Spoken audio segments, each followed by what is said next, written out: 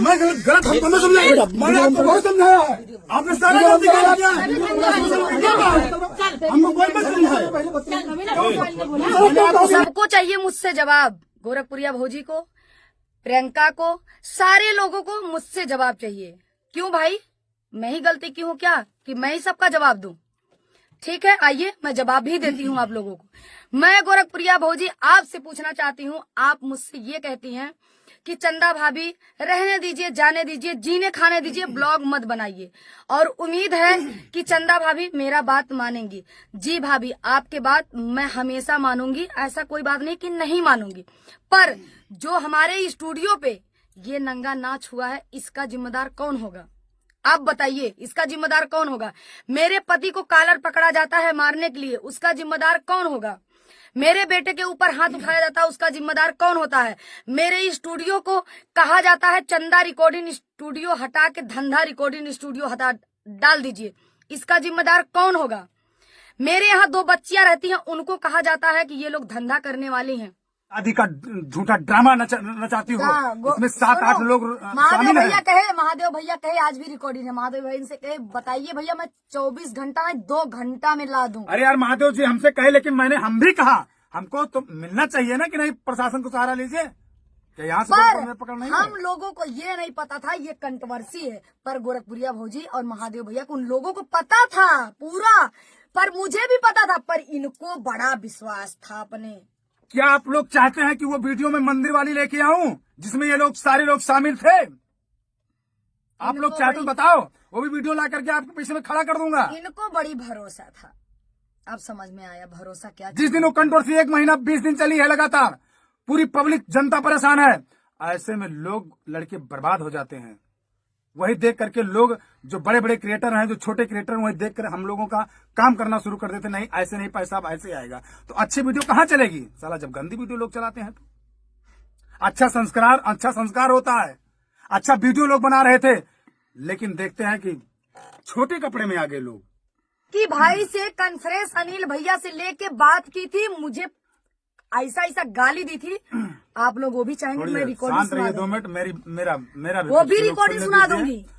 मैं आपको बता दूं, आज ये झगड़ा का जड़, ये जो इन्होंने मेरे साथ ये बर्ताव किया है, जो मुझे सोशल मीडिया पे जलील की है, जो हमारे घर पे आके, हमारे स्टूडियो पे आकर जो नंगा नाच इन्होंने किया है, जो मेरा इज्जत लिया है, जो मेरे सम्मान को ठेस को पहुंचाया है, जो आरी बगल वाले मुझे जो ताना सुना रहे, इसके जिम्मेदार सिर्फ वो 2 प्राणी हैं। ठीक है, मैं नाम नहीं लूंगा, लेकिन आप लोग सारा समझदार हैं। आवाज पूरी क्लिप लगा के वीडियो में दिखाऊंगा। कुछ लोगों का सवाल है कि ये लोग चंद पैसों के लिए, व्यूज के लिए ये लोग झूठे नोटंकी कर रहे हैं, आज लड़ रहे हैं, कल फिर एक हो जाएंगे। वाकई में ये सत्य है, सभी लोगों को कहना है। आखिर ऐसा यूट्यूब सोशल मीडिया पे हो रहा है, लोग व्यूज के लिए, पैसों के लिए लड़ाई करते हैं, कहीं भग जाते हैं, कोई तमाम प्रकार की बात करते हैं, शादी कर लेते हैं, उसके बाद एक हो जाते हैं जब 2, 4, 10, 20 लाख रुपए आ जाता है। लेकिन हम उसमें से नहीं है, न मैं गलत किया हूं, न मैं बर्दाश्त करूंगा।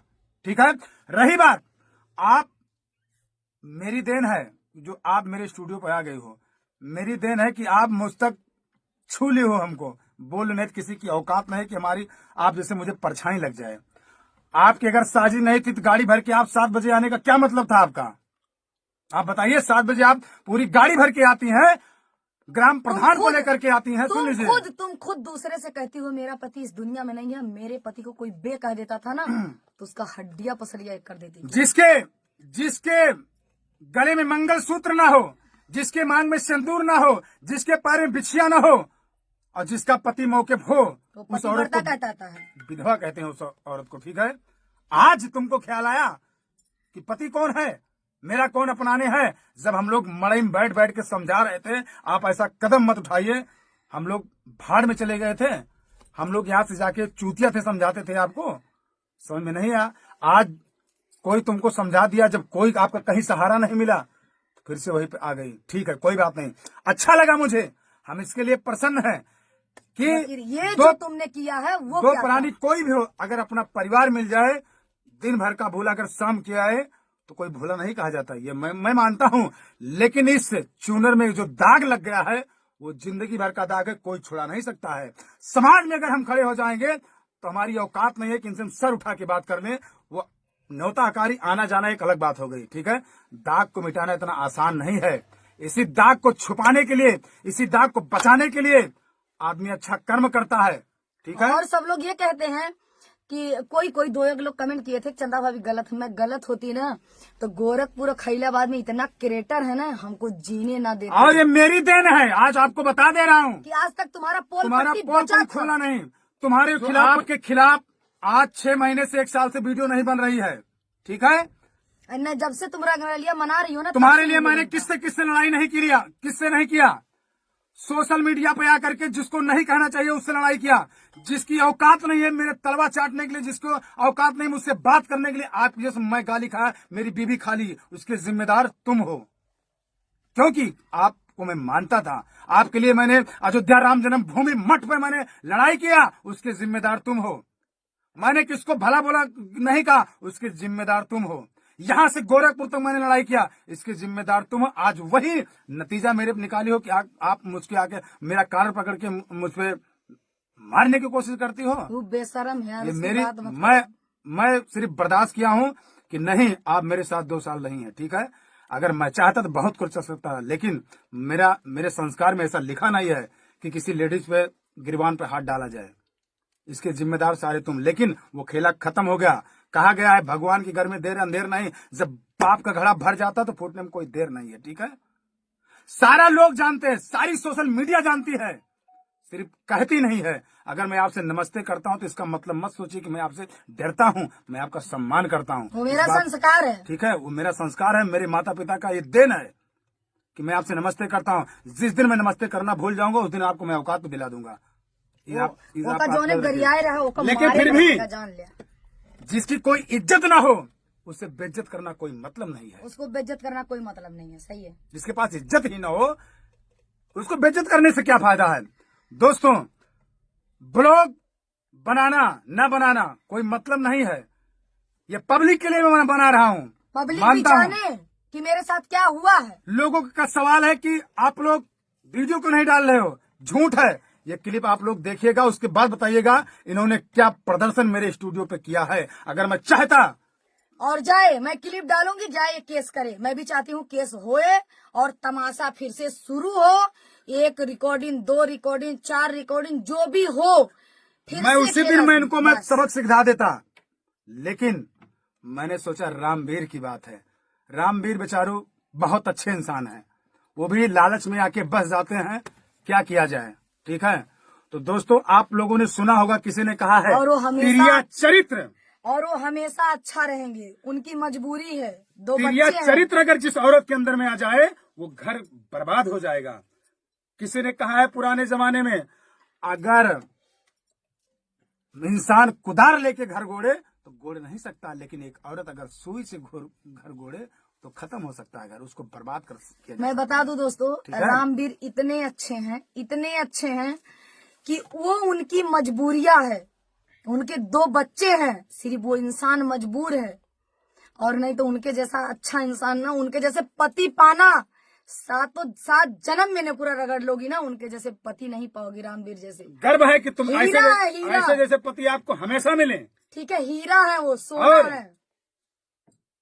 बहुत खुशी है कि दोनों लोग साथ रह रहे हो, लेकिन वक्त पड़ने में छोड़ूंगा नहीं जो आपने मेरे साथ किया है। ये तो खुशी है आप लोग रहे, आपके 2 बच्चे हैं, ठीक है।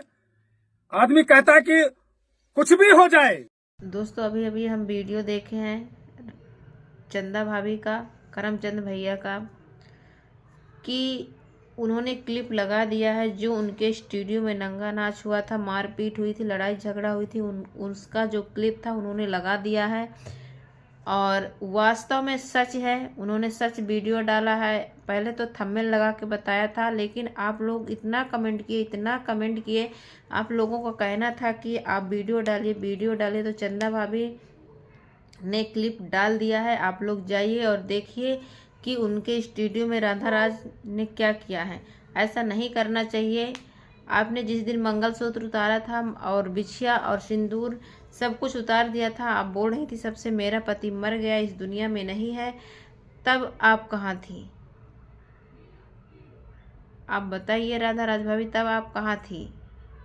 और जब आपको कहीं से सहारा नहीं मिला, सब कोई विरोध करने लगे आपसे और आप छिनारी चंडाली में पकड़ी गई, आपका सहारा कोई नहीं मिला, उस दिन आपको पति की याद आई।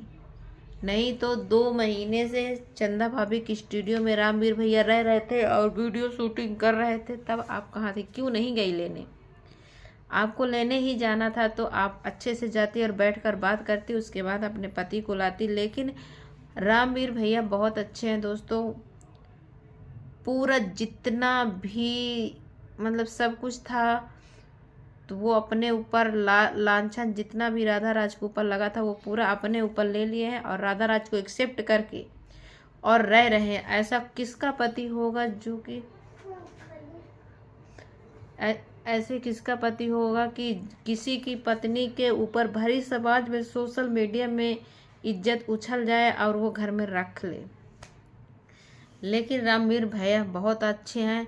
रामवीर भैया जैसे राधा राज भाभी आप बन नहीं सकती हैं। भले आप एक कलाकार हैं, भले आपको मेरी वीडियो थोड़ा सा बुरा लगेगा, लेकिन आप एक भले कलाकार थे, आपकी कलाकारी सभी लोग पसंद करते थे, लेकिन अब जो नेचर व्यवहार होना चाहिए वो आपका नहीं है। दोस्तों मैं दिल्ली गई थी घूमने के लिए, क्या ही बताएं, क्या कहते हैं, अक्षरधाम गई थी दर्शन करने के लिए माता रानी का, और बहुत अच्छे से दर्शन हो गया और बहुत भीड़ थी और बहुत अच्छा लगा दर्शन पा कर के माता रानी का। और उसके बाद हम कुतुब मीनार चले गए, कुतुब मीनार घूमे और वहाँ से अभी अभी आए हैं तो देखे हैं कि चंदा भाभी ने क्लिप डाल दिया है लड़ाई झगड़े का जो था, और धूप में बिल्कुल तिप गए हैं, बिल्कुल रेड रेड सा हो गया है। आप लोग देख सकते हैं, इतनी धूप थी, इतनी कड़ाके की धूप थी, क्या ही बताया जाए। तो बस उसी बीच हम अभी चंदा भाभी का ब्लॉग वीडियो देखे हैं तो हम सोचे चलो एक ब्लॉग वीडियो डाल देते हैं। नहीं तो एक भी हिम्मत नहीं थी एक भी वीडियो डालने के लिए, क्योंकि बहुत थकी लग रही है। तो दोस्तों जो ये सब कुछ हुआ है वो गलत हुआ है, राधा राज सही नहीं है। आप लोग की हाँ मानते हैं कि सबका जीने का अधिकार, उनके 2 बच्चे हैं, जीने का अधिकार है, जीना चाहिए।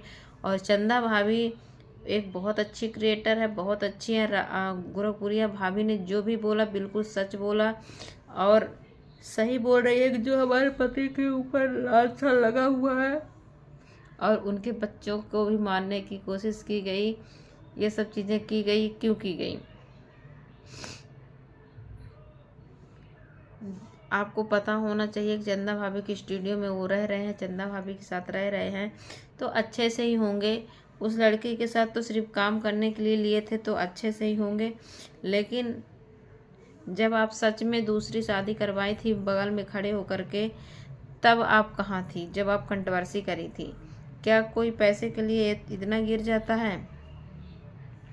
लेकिन दोस्तों क्या ही बताएं, जो हुआ सो भूल जाइए आप सभी लोग। और सब चंदा भाभी से भी यही कहना चाहते हैं, जो हुआ है होने दीजिए। अब तो हो ही गया है तो होने क्या दीजिए, हो ही गया, छोड़ दीजिए और अपने अपने काम पे सब कोई मस्त रहिए।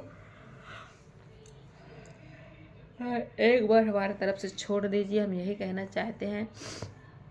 बाकी यदि उनके इज्जत ला शर्म कुछ होगी तो वैसे भी उनकी इज्जत तार तार हो गई है बड़ी सोशल मीडिया में, तो उन्हें वैसे भी चेहरा दिखाने लायक वो है नहीं, 4 लोगों के पास खड़े होने लायक वो है नहीं। उन्हें खुद शर्मिंदगी होनी चाहिए कि हमारी इज्जत मिट्टी में मिल गई है। हम उन्हें खुद ही क्या ही बताएं, एक इतना अच्छा पति उन्हें मिला है कि जो उन्हें तो भगवान से प्रार्थना चाहिए कि ऐसा पति हमें हर जन्म में देना, उनके जैसा पति भगवान सबको दे।